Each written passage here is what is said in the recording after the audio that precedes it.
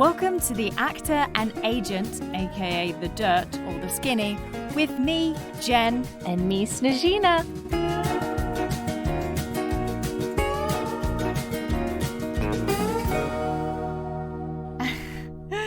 In this podcast, we will talk through our own experiences as an actor, or in your case, as an agent, and also just talking through the industry and the day-to-day that people may or may not be into.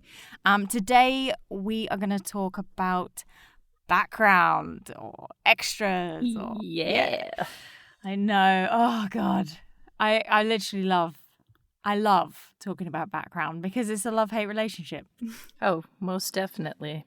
And I've had my fair share of experiences with background. Yeah, me too. It's actually I think it's a really good place for people to start in the industry. Oh, definitely. It's such an easy way to get your foot in the door and see, the inner workings of what it's like to be on set. Mm-hmm. And even just like things like the terminology and like where you fit, and I guess just following the rules and not being a douchebag on set. I mean, definitely. There's a lot of that. I mean, I can't tell you the amount of times that I've walked into background holding and found like a gaggle of actors comparing headshots. Oh, that's really gross. It's so gross. I'm sorry. It's actually I can't tell you, and I can't tell you how many times, and it's just like you just want to sit away from that because you're like, come on, like we're all different people. It doesn't matter. Like we don't need to see each other's like headshots and see each other's CVs. Like we all get it. We're all probably working towards being an actor, or maybe some aren't, and it's just weird. It's just really weird. I don't know. I just can't. It's. I had the same experience in both England and also in Vancouver. I think That's Vancouver hilarious. was slightly worse, but I don't know. Maybe that's just my. It's just perception. I feel like it'll be very interesting to talk about the different types of people who do background and why and for how long. Yeah. Do you find there's much of a difference? In your experience, did you do like TV and film, or did you just mainly do film, or As a background? yeah? Oh, I should precursor everybody that right. I worked background in 3 formats. Oh, yeah. As an actual background, as a casting agent for background, and as a talent agent for background. Blimey. Oh, man. Anyway, as a background, yeah, I mostly worked on TV shows. Okay. Yeah. And what was your experience? Well, I mean, if you had to, so say if you had to like summarize your background experience in 3 words, what would you do? What would you say? Pretty damn great. But that is like the most rare explanation for a background experience ever, because I just like the more time that had passed and the more other experiences I had in the industry, I realized that I was really lucky. Oh my God. And I feel like your experiences in England, you were pretty lucky because I was jealous of the sets that you'd been on. So I don't know exactly about your experience in Vancouver, but yeah. Yeah. Well, I don't know because obviously, like for me, I did do background. I did a lot of background before going to Vancouver, and then in Vancouver did loads of background, and then did like photo doubling, and then stand-in. So I don't know. It's kind of a wide variety. I feel like I probably preferred stand-in the most. Yeah, well, I find like with stand-in, especially if you're on a series for a while, you're almost part of the production team, right? Yeah. So it's kind of a different background experience, but definitely an important one that we can talk about for sure. Yeah. No, definitely. I mean, yeah, I think I've for me, it's been a big mix between TV and film. I feel like film, the days tend to be longer. Did you do more film in England, though? I have done more film in England, yes. And maybe because it's colder, maybe that's just what made me feel like, God, this is long. Hey, yeah. So I should also say that when I did background, it was during a summer period. Man. Spring, summer, early fall period.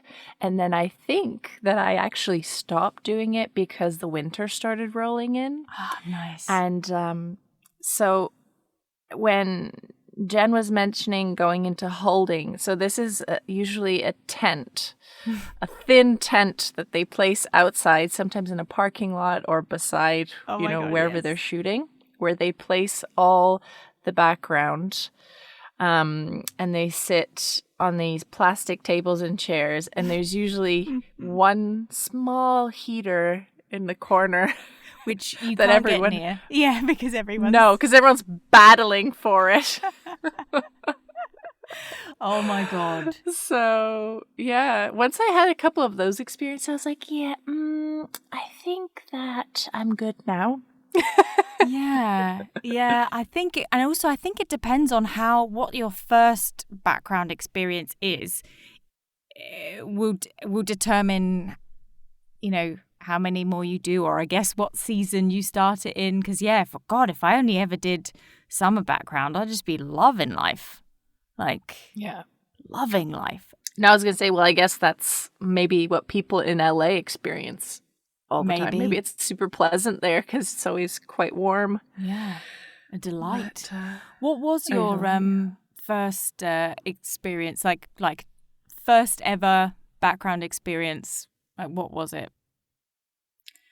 Well, it's funny because the first one wasn't as interesting, but the second one was kind of the one that I think about. The first one, I was on some teen series, like in a high school, and it was pretty regular. I mean, we were sitting in a cafeteria and they were doing their scene and whatnot. But the second one, second ever, I had to go out to like Abbotsford, so very far away from where I was living, because I was living in North Vancouver at the time. So it was probably like an hour and a bit getting out there, and I didn't drive. And we were brought out to this huge estate that had a farm on it. And it was for, I am going to say what it's for. It was for the movie. Oh, here we go. The movie Lost Boys 2, The Tribe. Oh. I feel like it was one of those delicious direct-to-DVD things. But I did actually 2 days on it, and they were night shoots. So that's how when is you that shoot even good? all through the night. Well, it was my first one, so I was just excited. And it was a party scene in a house, and it was a beautiful house. So it was a bunch of, quote unquote, pretty people partying around. And I actually got what we call upgraded on that upgrade. set. Yeah, which people seem to feel like it can happen to them a lot. And as an agent, I was trying to explain that it doesn't. But then ironically, you and I have had this experience already before, maybe more than once. Yeah. So what being upgraded is when you're on set as a regular extra or background, and you get paid quite a minimal amount per hour. But if for some reason the director asks you to do something, or they need somebody in the scene that is more featured, then you can be upgraded to an actor, which will significantly increase how much you make that day, which is incredible. Oh my God. And there's such a fight for it too. Like everyone's like, oh, I held this cup and I put this cup here. Do you think I might get upgraded? And you're like, no. Yeah. 100%. And what's funny is I didn't know about any of this. when I was doing background. Oh, So later, delightful. when I was an agent and people were constantly regaling me of their, little cup moving stories on set, I was like, okay, I'm sorry, but that really doesn't qualify. And it happened all the time. And then I was thinking of how many times I legitimately probably should have been upgraded, but didn't know enough to go and approach someone. Yeah. And that, again, So, it's like a yeah. double-edged sword too, because like Totally. like there's some, because also like you want to, like, because obviously you want to enjoy your day on set. If you get, if you're asked to do something by the director, then you're like, oh yeah, awesome. Because obviously you want to do something. But when you start to become more aware of, oh, actually, I'm being asked to do a lot of this stuff, but actually I'm not getting upgraded, then there becomes this like jadedness with some extras where they're like, well, I'm not going to do that because I didn't get upgraded last time. So I'm just going to do Right. nothing. And you're like, Oh. fine balance, guys. You are actually at least paid to make it look like a party, I like feel you were like- at, I guess. You saying that just makes me want to say that background extras are some of the most interesting people that I've encountered, and the whole job, quote unquote, is one of the most interesting things that you can choose to do for work. Like, it really is. It's so, because, I mean, what do you get paid to do, Jen, for the most part? Mainly sit around, play cards, have a cup of tea, get fed, read a book, hang out, Yeah. chat to people.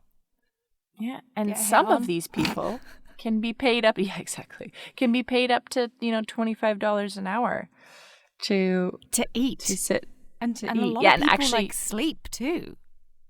oh my god, I know. Or study, Yeah, or school, or yeah, whatever. yeah. But yeah, so there's a difference, I think, between people who are doing background to see what it's like on set or just for a short period of time, and those people that we used to call lifers. Oh my god, I was And just about to say You're that. gonna say Yes, that? yes. Yeah. And who do it like full time for, over 10 years, some of them, maybe even more. Man, I mean, don't get me wrong. I did enjoy it, and there were times that I really, really enjoyed. But I think doing it constantly for years and years and years just doesn't appeal to me. But It's it's hard. it's tricky because we're saying, first of all, that it's easy, but it's also hard on you mentally, I feel like, because there's the different attitudes on set. For a background, that's exactly what you are. You're in the background. Mhm. You're meant to be seen, mostly not heard. And, there is still a hierarchy. Oh, 100%. Yeah. 100%. So I feel like that whole part of it can be mentally damaging on some people if they do it too long. Yeah, and I feel like I just had like I was, but I just feel like when I was doing stand-in, it actually really got to me. So I would be there, and I'd be lit, and then I would be on camera. It would just be me, and it was great. And then it was like, okay, first team, which is obviously the main actors, and I was the second team, and I had to move out of the way. So I basically just got the lighting ready for the people. I didn't even get on camera. I wasn't even like a blur in the background. I was used as a lighting prop, really, at the end of the day. I feel like that's hard to swallow for somebody like you who, was craving to be in front of the camera as an actor, as someone creative. So, yeah, it's a very tricky spot to put yourself in, for sure. Yeah, definitely. So tell me, so this first background, the second one, the more interesting one, where it was two night shoots in a row, and it was a party, and you got upgraded. What did you have to do for your upgrade? Like, what was it? Okay, not to flatter myself, but I was all right looking back then, and they No surprise dressed there, me. really, but Yeah, they dressed me, and I cried when they dressed me because I was very exposed. They put me in this crop top and this short jean skirt, and I cried because I was so upset that they had dressed me so skimpy. But I feel like because I was 5'11 and a half and wearing this skimpy outfit at the party, that I kind of stood out. yeah. Also, not surprisingly, now I was very young. I was 18, Oh, right. 17, Okay, yeah. 18. Yeah. Very, very young. So, yeah, not surprisingly, I also, well, one of the actors befriended me. And I feel like I was kind of hanging out with the inner core of people anyway. So when the scene kicked in, everybody was dancing and they were. So this movie's about vampires and they're starting to like be vampire-y and transform and get all wild. And the director points at me and says, "Go, get in there and dance with him." And I was like, "What?" And then I just went in and just started like, and then these two guys like start grinding on me, one from the front, one from behind, and one of the guys licks my face. No. Oh my God. I didn't know this.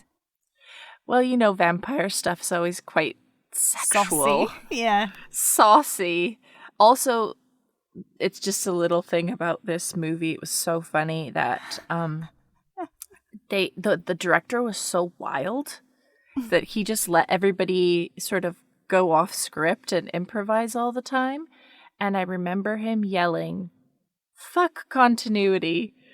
And Wow. 'cause, Wow. you know, the some background was like, "Oh, but I wasn't holding this like martini glass. I was holding something else." And he was like, "Fuck continuity." So for those of you who don't know continuity, what it is just to make sure that all the things in each scene are placed the same for each take so that it looks more real. Honestly, when I watch TV shows, even high budget ones, they all make mistakes. The classic Game of Thrones Starbucks cup. Oh my God, yes. I think, yeah, there was something also in Bridgerton, I think, and then, but I see it all the time with little things. It's just a mistake, and then I'm like, "Ooh, that guy's getting fired." You know what? I think maybe it's because I'm a hairdresser, but I always notice when people's hair is like either behind their ear or in their face, and then in the next, and it's like, oh my God, it's just changing too much. Like that's just so frustrating. Like, how can anyone not see that? I see that. Oh. I feel like in another life I would have a knack as being that continuity prop person because I see it all when I watch stuff. But anyway, back to getting upgraded and getting licked. Wow. And getting licked. Yeah, if anyone wants to see me get licked, there's a trailer for Lost Boys 2, and I'm making quite an interesting O face for some reason. Is that actually in the trailer? Uh-huh. And just to make it more creepy for you, I was like 18. So, yeah, don't like it too much. Yeah, no. At least you're 18. So, that's at least something. I mean, you could have been 16 or 17. Yeah. Ugh, that's even worse. Anyway, sorry. Yes, continue. So, anyway, just to put it in perspective, instead of making like $100-something bucks for the day, I made like $600-something bucks for the day. God. They licked my face.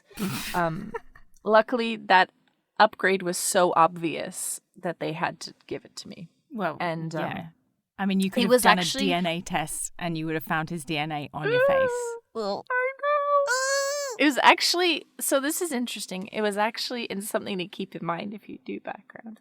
It was actually on the second day of the shoot. So because they upgraded me on the second day, they had to then retroactively upgrade me for the day before as well. Oh, amazing. Oh, yeah. So nice. At the end of the day, I was like, oh, cool. I guess this is just what it's like to be on set. Yeah, you just get paid like $600 to have a little dance and get licked. I mean, thankfully, it's not. You know, it's not a requirement. Yeah. You don't have to go on set and get licked and dry hump. Of course not. I should also mention just a sweet little anecdote. I actually met one of my good friends on that set, who I'm friends with to this day, and we think of it fondly. So at least I had him there as like a support when this God. crazy Yeah, I know. stuff was happening. Can you imagine if you were totally So- on your own and you just like if you No. weren't talking to any background and you were just on your own, then all of a No. sudden, oh my God. It would have been too overwhelming for me, 100%. I think. I think 100%. obviously now I could have handled that situation, but as an Yeah. 18, girl dressed all skimpy, I was like, oh Jesus. Crikey. Yeah. Anyway, enough about that. No. It's just a funny story. Oh my But, God. you know what I'd like for you to talk about a little bit is maybe just the difference between doing background in Vancouver versus when you did stuff in London. Yeah, well, I mean, okay, so I guess my first ever background experience was actually on the set of a Ricky Gervais movie. Cool. I know, and I could hear him like doing, like directing and stuff, and I could hear him laughing, and he just sounded so awesome, and I was like, oh, I just want to go and talk to him, And then there was Stephen Merchant, and then Jonathan Ross turned up at some point. You might not know Jonathan Ross, but he's a big personality over here. He's like a talk show host. And they're all just like laughing and joking, and I'm just like, oh, amazing. Like, why aren't I down there? We were in this like big auditorium, and it was 2 days. And I remember, we literally did, I think it was 2 16-hour days. And the first day I was used a lot, and it was like a nightclub scene. Actually, that's funny that our early experiences were both kind of like party stuff. So I guess they just it was like a big cattle call. Like when I say a big cattle call, it's like when there's just like crazy, like crazy amounts of like BG. And it was a big party scene, and I ended up talking to this girl who was like obsessed with Ricky Gervais just as I am, and we were like talking, and then we both got picked to be part of like I don't know, closer to the action. And we were on this table, and she said she would happily like smoke these like fake cigarettes. And we were literally laughing the whole time. Like we were just like cracking up. She's really lovely. And one of the lead guys walks up to the table, and he's like obviously just trying to like act and like, use the ashtray, and he's just being cool. We just were not cool. And she was like, she just looked at him. She wasn't meant to speak, and she just looked at him, and she was like, yeah, have you got a light? And she was like, because I haven't got one. And he just like looked at her like, what? And then he just like walks away, and then he doesn't come back to that table ever again. And we're just like laughing like, this is so uncomfortable. We've just alienated the lead guy who is actually quite good looking. And then we're like clomping around in these like barely fitting shoes that were so uncomfortable, because I think it had like a 70s or 60s vibe. Anyway, but it was a really long day. And then the second day, we just spent 16 hours sat in the auditorium upstairs and didn't get used at all. Oh, yes. So it was crazy. We were used so much on the first day, and then the second day it was like, well, good 16-hour pay. And also something to remember as well, like when you do background, you get the 8-hour day rate, and then if you go over that, you obviously get overtime, and then I can't remember, because I know for here in England you also get meal penalty if you don't get lunch within a certain amount of time. Okay, cool, that's good. It's the same, yeah. So but then the next background I did, we're just gonna ignore the Halifax ones, but the Vancouver ones, I felt like they were just so much more like a bigger scale. And oh, really? Yeah, that's what it felt like anyway. Or it just felt like it was far more relaxed, and like I feel like I was constantly talking to production and like the grips and the like the the ADs or the assistant directors. Just because I'm just like that, and I felt like they were more approachable, whereas in England it felt like you couldn't. Like it felt like there was a very much a clear divide between background and everything else. Yeah, which is strange because I think if I'd experienced Vancouver first, I would have found it really hard to switch and be in England, and because I'd probably want to go up and like be like, "Hi, how you doing?" You know. Do you think it's because in Vancouver the film industry is quite tight knit in general, and so it probably just bleeds into being in background? Because in England it's like you're in New York or LA, it's this huge system. Yeah. So maybe that's why. I don't know. I don't know. But I do feel like on the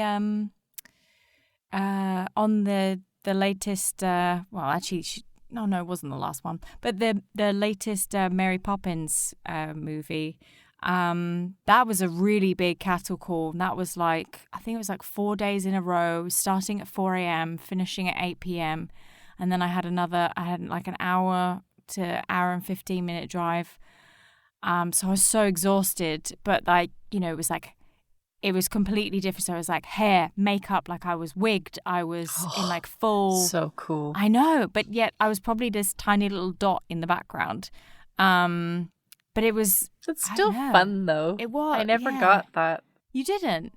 Yeah, I don't know. I don't think there's much of a difference between location. I feel like maybe Vancouver, just the type of place that it is, and it being Canadians versus English people, I just felt like it probably was a lot more accessible that you could talk to more people. I don't know. I mean, actually, one thing I wanted to cover definitely in this is because, so I know, so you got upgraded like really early on. I definitely did not get that. But when I did get upgraded, because I was so close to like the, you know, where you say like the elusive upgrade, but also the elusive union, like trying to get into the union, I feel like is what. As a background, it's impossible. Yeah, as a background now it is like, I mean, but like I was like, I want to be union.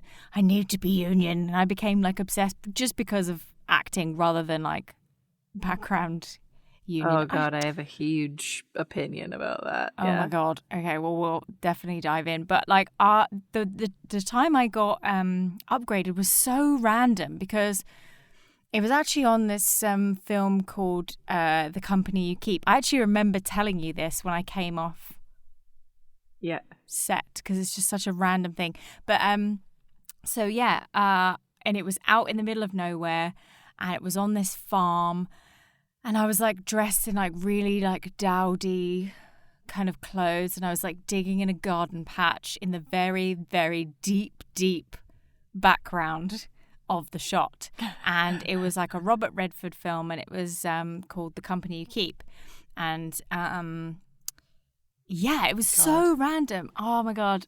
Literally, I can see it so clearly because it's such a strange random day. And I was just like digging around in dirt, just doing my acting thing, even though no one cared, you know? And all of a sudden this like production assistant just comes like running up to me, and she's like, "Hey, it's Jen, right?" And I'm like, yeah. And she's like, "Yeah, come with me." And she like, I'm literally like, what have I done? Like, and I'm like so embarrassed. You can just imagine how red I was. Like being a ginger, I was literally like a beetroot. And I'm being like pulled through all these like different background. Everyone's looking at me like, oh, what's she doing? What's she doing? And I'm like going through, getting closer and closer to like, you know, where the big boys are. And I'm like, oh my God. And they're like, right, okay, so we're gonna upgrade you to Billy's daughter. And I'm like, okay.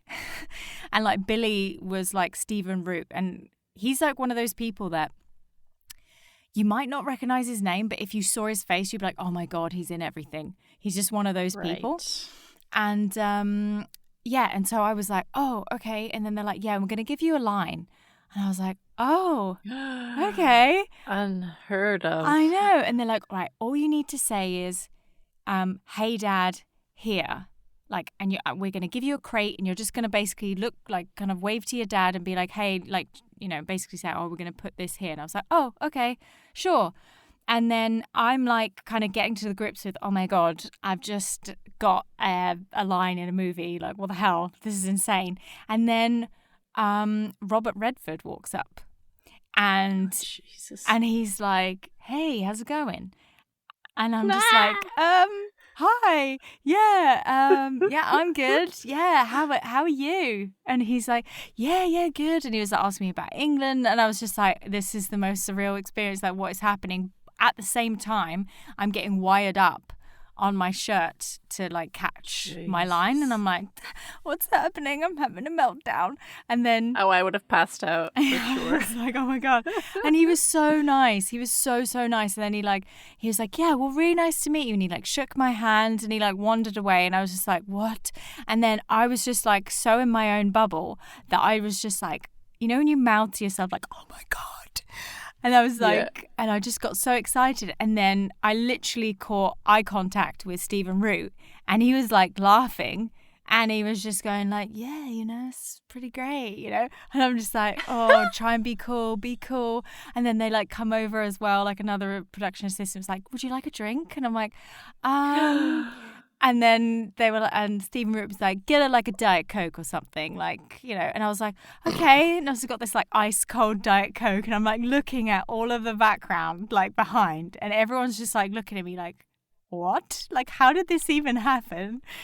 And then I even saw like I like did the line a couple of times, and then like Robert Redford came up to me and he was like, hey, can you say it can you do an American accent?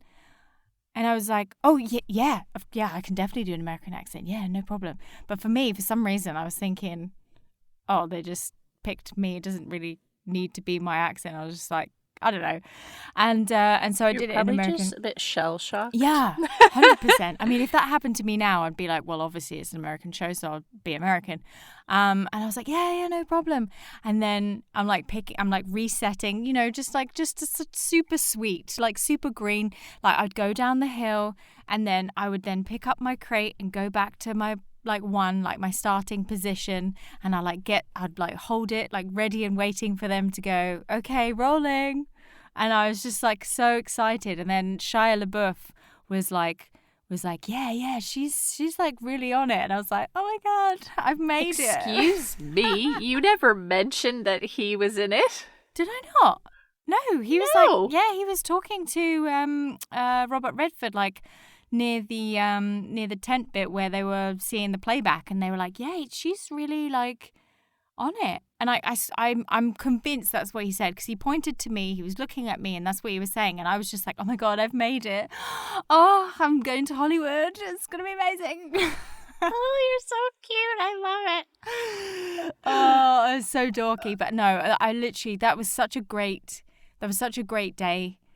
And it started off so weirdly because I was just literally just digging in a bit of dirt in the background, and then just but it helps to it helps to talk to production, because if they like you, even if, you know, you're not really like sniffing around them for an upgrade, they might just be like, hey, we really like that girl. She's super random. Let's just get her in. You know, I don't know. Maybe that's how it works. But obviously, I was lucky. That's a lovely story. I know, but it's also not normal, is it? Like, it's just not normal. Not at all. Because usually you just get all these different, like, crazy characters on set. No, like, especially BG. Like, what happened to you is what every baby BG dreams of happening to them. Absolutely. But yeah, so, I mean, obviously, because you've had 3 different facets in the BG world. What was it like casting BG? It was actually really fun. Cool. On my first day, I was just asked to cast people for I guess, kind of what we used to do, a dance scene. So they were like, here's a computer, here's a program, pick, 50 good-looking people, mix it up. And I'm like, seriously? I'm just sitting here, like, looking through profiles and picking good-looking people? Like, this job is amazing. Wow. Yeah, I was very naive at that point. Background casting is a very, very difficult job that can be life-consuming because you are on call at all hours. And if anybody that you've cast decides that they are sick or they can't make it, no matter what time of night the day before, you are then responsible for replacing them. Which could it's a bit like mean herding trying cats, to isn't wake it? people up. Oh, my no. God. And as you can imagine, with a job that's quite easy to do, it doesn't take tons of skill, that a lot of people are attracted to doing it, and that a big chunk of those people could be unreliable. Mm-hmm. So there was a lot of last minute replacing, and sometimes they cast people in more specific roles. Yeah. Like guy with mustache. And so if no. guy with mustache decides that he's hungover and he doesn't want to make it to set, then Or you need he's to had suddenly, food poisoning. or food poisoning, or his car has broken down on the way. I've heard all the excuses under the sun, by the I'm way. sure you have. Oh, we used to have a chart at the when I was an agent. Did We used to you? have a chart at the office of the different excuses that we would hear, and we would just put we would put ticks every time we would hear one. Was there one that like really stood out that was like so random? Like, why would someone even use that as an excuse? I can't think of one off the top of my head, but if I do, I'll let you know. Sorry, Yeah. I just knocked something over behind me. Don't worry. I'll be able to edit that out. No, but it was mostly like my cat died, my mom's in the hospital, I'm in the hospital, I have food poisoning, my car's broken down, my car won't start. Yeah, those kinds of things. And I was like, geez, a lot of people's moms are in the hospital this week. Like, it's a shame. Yeah. Wow. Either that or they all just have got the same mum. Yeah, or they all went to the same restaurant and got food poisoning. Yeah. Because it's very common. But anyway, yeah. So I feel like after a while I was a bit like eye roll. But luckily, as a casting agent, you don't actually hear those excuses because you're talking to those people's agent. Of course. Yeah. So it's a bit of a different situation. But then, of course, you are speaking to the second assistant director who deals with casting the background. And so it could be a bit scarier because you're having to relay the bad news a lot of the time. So yeah, it's a lot of pressure. Yeah. I mean, and people definitely, I think, take background casting for granted, or maybe think that it's not as important as being principal casting. But let me tell you, when you're responsible for like 500 people on set and making sure that they all get there on time, stress. Yeah, it can be very stressful. Let me tell you. Yes, I can't even imagine. I just can't even imagine because didn't you? Weren't you part of the? I'm sure we probably can talk about it, but you know the Apple.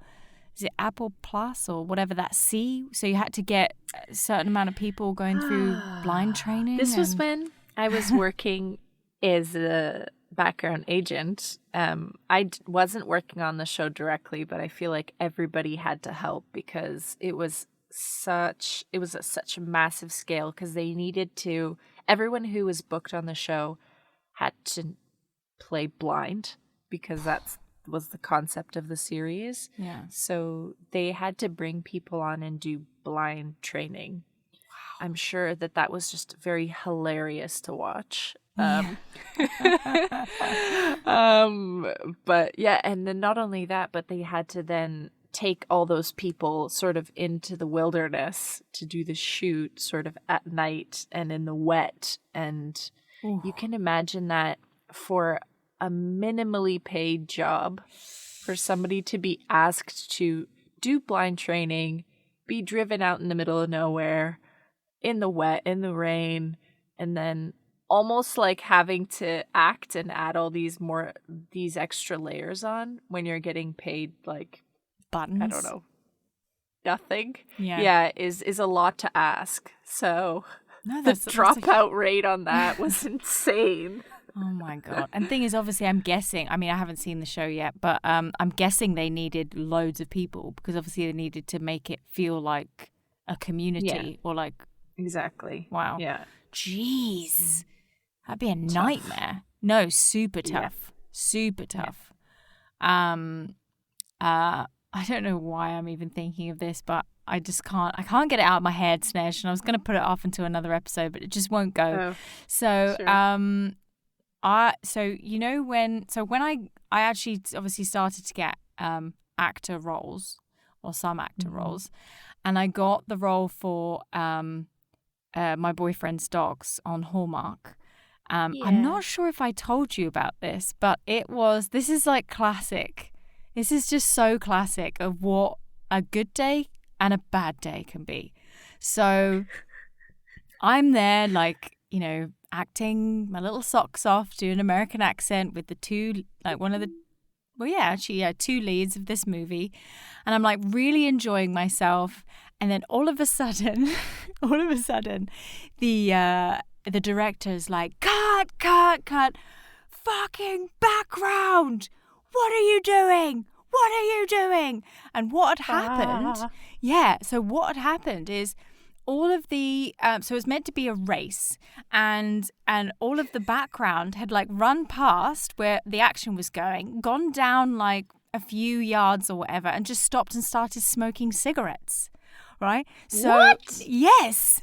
So it was like so bizarre because obviously it was meant to be like a running race, and then you've got all these people like having a chat, cracking open a cigarette, just having a little and literally the director went absolutely ape shit, and I literally thought I'd done something wrong. I was like, holy shit, what have I done? And then they were like, oh, and I even knew a few of the people that were doing BG at the time, and it was like I felt so bad for them because I almost want to be like, guys, I didn't job you in, like it's I know I'm on this side now, but I'm still one of you. It's okay. But yeah, and then they had the problem of they wouldn't stop running, so they kept running so far away that they like to reset took forever. I think it just shows that BG can go many ways, but sometimes it can be really good and sometimes it can be so bad. Like I would feel terrible if that was me. Like if I'd been one of those BG, I'd have been like, oh my God, I'm so embarrassed. But also you got to use your head and be logical. I mean, if it's a running race and you're getting caught on camera at the end, having a cig, that's going to look really odd. I know. Get your head out of your ass. Like, God. What are you doing? I'm so glad that they actually saw that. Can you imagine if they were just like, they didn't say anything, and then that, like, if you were watching the film, you were like, oh, I guess that's the end of the race then. They're just having a little ciggy. It can be distracting. It can pull away from what's happening. Of course. Right in front of you. Yeah. So I understand. No. And it's also interesting because when you work in the business of people, everybody can have bad days. So 100%. That guy, the director, could have just been having a really bad day on top of it. And so if you're in the line of fire, watch out. Oh my God. My stomach definitely sunk that day because I was like, oh, mine also just gurgled really loud. I'm not surprised because it is apologies literally, if you heard that. No. But I think I don't know. It does give anxiety because you just think, oh shit, yeah, that's bad. Like, I mean, I've been you know, there are the odd times when you've been on set and you've been talking, and then they're like, quiet background. You're like, oh shit. And I would listen to that, but then there would be other people that would keep talking, and you're almost looking at them with like death stare, like, why are you still talking? Because you're all going to get in trouble if somebody else does something wrong. I know. It's terrible. But it also can be really great. And I mean, I personally I got a lot of experience out of it. And I don't know about you, but I definitely think it's worth it. Definitely. Yeah. I agree. Yeah. Especially with younger actors too. Mm-hmm. I feel like I always, when they tell me they want to try it, I definitely encourage it. Yeah, because there's a lot of agents that are very strict with their actors, and they kind of say like, you shouldn't be doing background because, if you're seen in the background, and then we're trying to, put you forward for that show, then it's a conflict of interest. Have you ever come across that? I guess if you're doing it a lot, maybe. Just because I've worked in sort of all different angles of it, there definitely are some shows that are strict. And when they're casting actors, they'll say, if you've done anything on the show, background, whatever, like you cannot submit for it. Oh, so I feel like, especially those shows that have a lot of like nerdy fans who like obsess over it. And I've heard these funny stories where they're like, that guy was also in season 4 in The Corner, so maybe, he's actually the evil boss character, and they've like placed him in there, like, and you're like, no, it was just literally because they booked the same background person again. So on those kinds of shows, they definitely do have that as a sort of warning. But I think a general rule of thumb is, if you're going to do background as an actor and you're sort of trying to be more serious about it, be aware, try not to get featured or accept roles that are more featured. And if you do, then you just need to swallow the fact that you probably can't audition for that anymore. But to be honest, just doing general background, like you said before, you are just a blur. Yeah. And a lot of the time they'll cut out scenes, and honestly, like, sometimes we got excited because we would book somebody on a cool role, like with the main actors, and you like can't even tell who's who in the back. So, and I think I wouldn't stress about it too much. No, I don't really see it as a massive, a massive issue. The amount of times I was on Once Upon a Time, I was a nurse, I was a villager, I was this, I was that. I mean, no one saw. No one ever saw. Yeah. And then I was photo doubling, and then I was, I was literally like the Once Upon a Time. I was just always there. I was like there like a bad smell. There you go. I was there like a bad smell. You know what it probably was is that they just liked you, so they kept bringing you in. Yeah. Well, I mean, there's a show here in England called Doctors, and it's like a daytime TV serial kind of thing. Right. And it's been running for years. And if you look on it, like, some people have been on it like multiple times as different people. Like, and it's just like, okay, they can't look that much different, unless, of course, like, daytime TV watchers are just, just really forgiving. Because I'm just like, wow. Like, so I've like seen like one person was 3 different characters within the space of 2 years. And you're like, that's like really close. That's really close. I've seen that too before. Like, it might have been on Grey's Anatomy or something. These shows that have been going on forever. And, but this will be like with actors, where in one season they're like this long-haired mom who's like soft-spoken. Another season, she's cut her hair short and now she's like a victim at the hospital. And you're like, that's the same actor. Yeah. Like, that's fairly cheeky. Yeah. Like, what are you thinking? But anyway. No, I don't know. Yeah, I mean, hey, work is work. You can't. Yeah, exactly. It happens a lot, so I wouldn't stress too much. I think if you are, getting a little bit more seasoned and booking things that maybe doing background isn't something you should invest your time into. But starting out, 100%. Go for it. See what it's like. Get used to all the terminology and what it's like to be on set. So, yeah, absolutely. Brilliant. Well, I think that's quite a good, place to leave it, don't you? I think it's quite I agree. handy. So yeah, I mean, the overall vibe is, background. It's worth it. I mean, not a lifer, but it's worth it. Agreed. I'm trying to think go what we would. Yeah, go do it. I'm trying to think what the next week's one will be. I have no idea, but I'm sure we'll figure out. Have you got anything you would like to maybe talk about for next week's episode? Is there something burning inside that you would like to talk about? Burning inside. I feel like what I'm most passionate about is just being an agent and dealing with people and the human condition. Yes. Maybe that's what we maybe should delve more into the I think it would side. it would be interesting to talk about how I was an agent, almost 10 years ago and the difference versus now. Yes. And just the different temperaments of people and their different commitment levels. And as Vancouver gets busier, what kind of people are drawn to being actors here and things like that. So I do think that's interesting. I think that's very interesting. I also will give a lot of helpful information to people who are either acting now or getting into acting, and just some insightful behind the scenes stuff, so that you kind of feel like you know what your agent's doing a little bit more. Yeah, and kind of trusting them, like that they are doing what they need to do. I mean, assuming that they are, but I would say most of the time they probably are. Yeah. Exactly.